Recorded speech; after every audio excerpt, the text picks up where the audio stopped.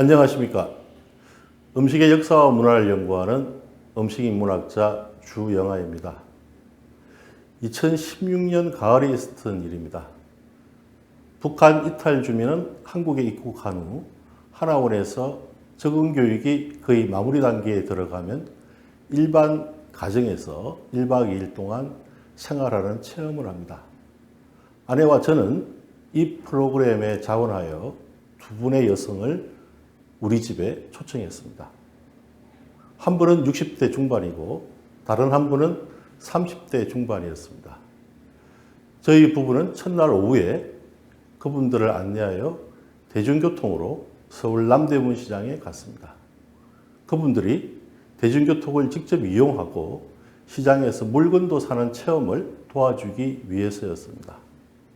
무사히 쇼핑 체험을 마치고 우리 네 사람은 저녁 식사를 하기로 했습니다. 문제는 메뉴였습니다. 요새 한국 사람도 그렇지만 그분들 역시 아무 것이나 잘 먹는다고 답했습니다. 결국 음식점 결정은 제 몫이 되었습니다. 그분들의 살아온 경험을 생각하고 저는 곰곰이 뭘 먹을까 생각하다가 냉면은 어떤지요? 라고 물었습니다. 그분들이 흔쾌히 동의해 주어 제가 자주 가는 평양냉면집으로 발길을 옮겼습니다.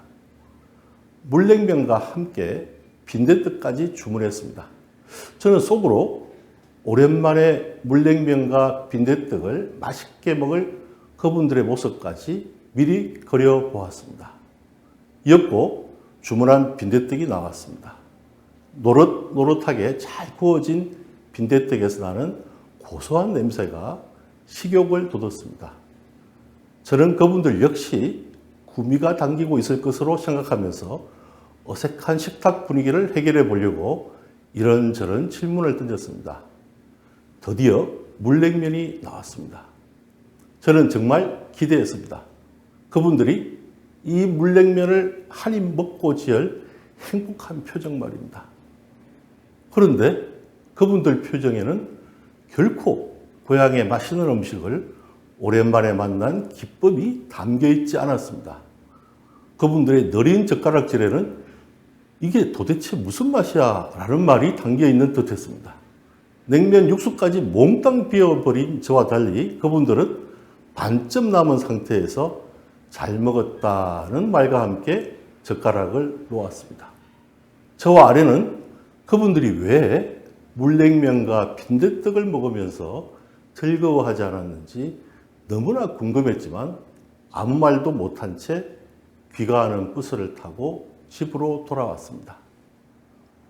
저는 그분들이 반쯤 남긴 물냉면이 무엇을 의미하는지 생각했습니다. 명색이 30년 넘게 음식의 역사와 문화를 연구해온 제가 그분들을 제대로 대접하지 못했다는 자책까지 하다 보니 잠도 설쳤습니다. 그러다 문득 이런 생각을 하게 되었습니다.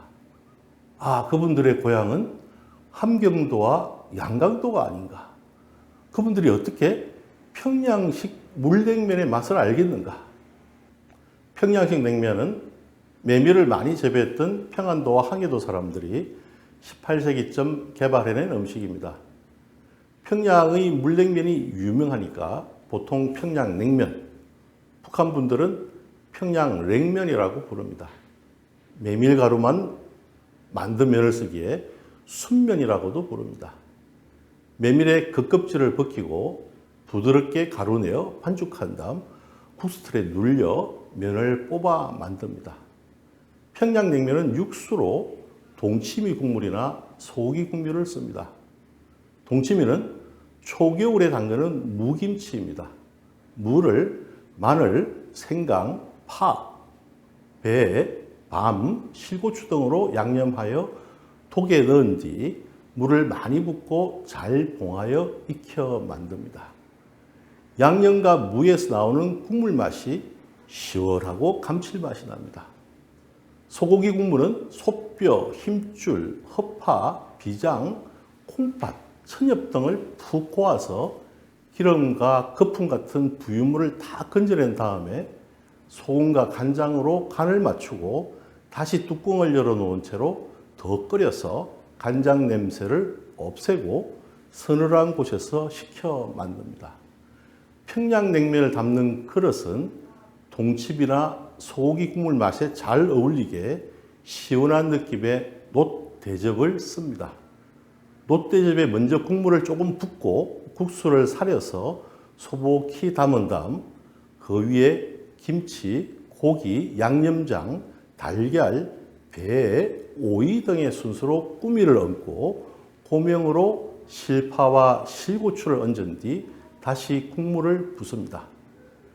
1960년대의 평양냉면은 간이 강하지 않아 맹물에 국수를 말았다고 할 정도였습니다.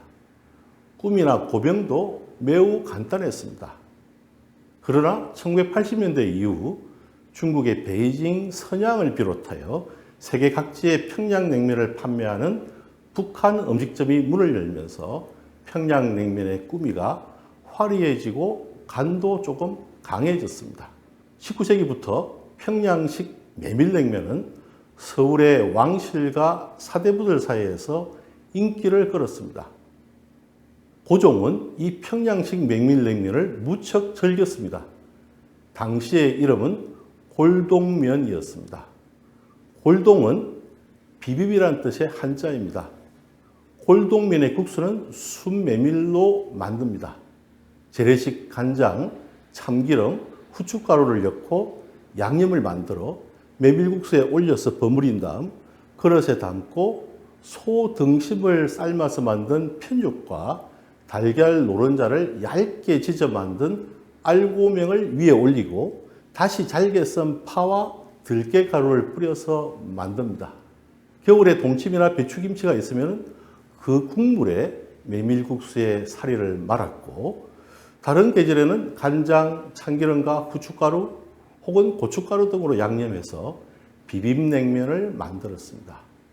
소고기를 삶은 국물에 메밀국수의 사리를 말아서 온면을 만들기도 했습니다. 사실 평양냉면은 초겨울부터 한겨울에만 먹을 수 있었습니다.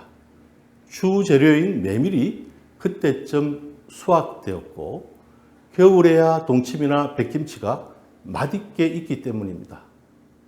그런데 20세기에 들어오자 서울 사람들은 한여름에 냉면을 먹고 싶어 했습니다. 서울의 냉면집 주인들은 평양에서 냉면 전문가들을 스카우트했습니다. 그들은 서울에서 메밀을 구하기 쉽지 않자 메밀을 조금만 넣고 전분을 많이 넣어서 마치 고무줄처럼 질긴 국수를 만들어냈습니다.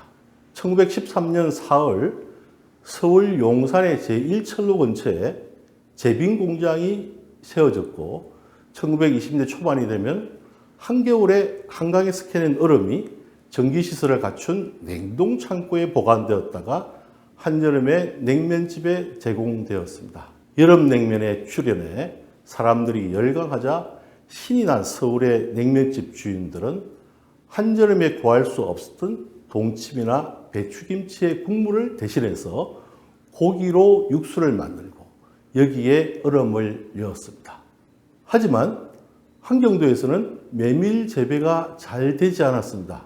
아메리카 대륙이 원산지인 감자가 지구를 거의 반바퀴 돌아서 중국의 동북 지역으로부터 한경도로 들어와 널리 재배되었습니다. 함경도 사람들이 선택한 냉면 국수의 재료는 생산량이 매우 적은 메밀보다 감자였습니다.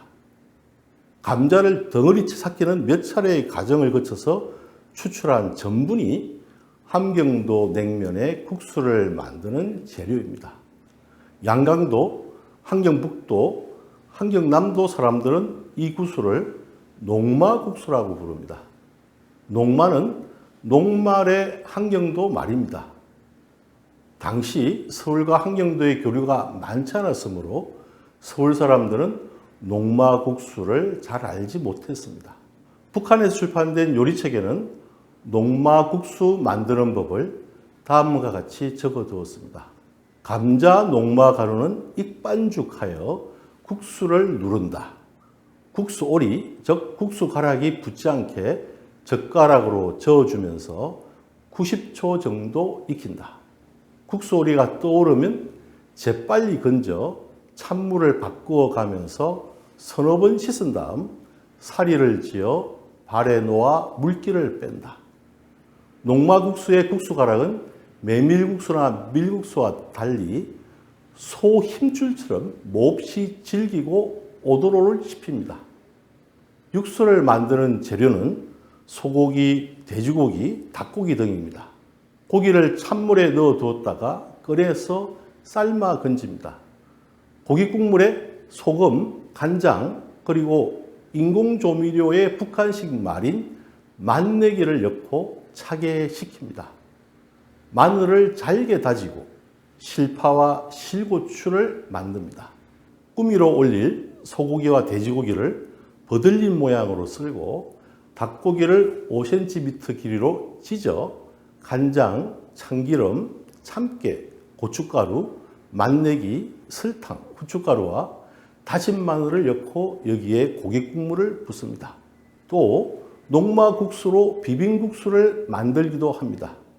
녹마국수 사리에 고기 국물, 참기름, 양념장을 넣고 고루 비벼 쟁반에 담고 삶은 달걀을 4쪽으로 썰어서 국수 위에 올립니다.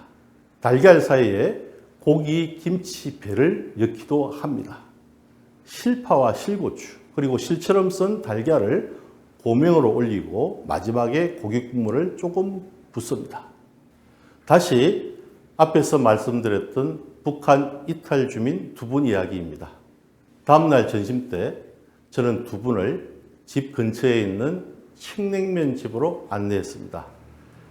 질긴 냉면국수에 가전 양념이 들어간 칡냉면을 본 그분들의 얼굴은 전날 저에게 이끌려갔던 평양식 냉면집에서의 어리둥절함이 사라지고 없었습니다.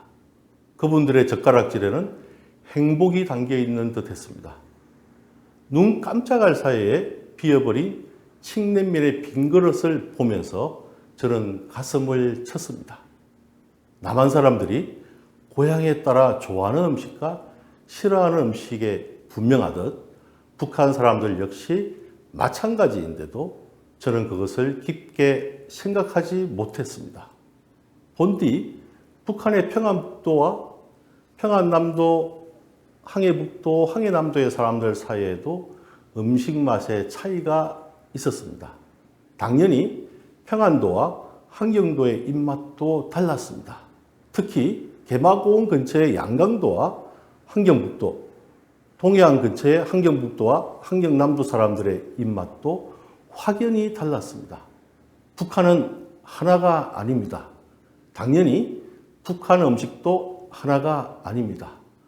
아무리 북한 이탈 주민이라고 해도 평양냉면과 녹마국수에 대한 취향은 살아온 장소에 따라 완전히 다릅니다. 남한 음식도 본래 하나가 아니었습니다. 1970년대 이후 산업화와 도시화가 급속하게 이루어지면서 균질한 맛으로 변해서 마치 하나인 것처럼 보일 뿐입니다. 통일을 위해서라도 우리는 북한을 하나로 보지 않으려고 노력해야 합니다. 그래야 북한 사람과 만났을 때 제대로 마음을 통하고 입맛도 통할 수 있습니다. 감사합니다.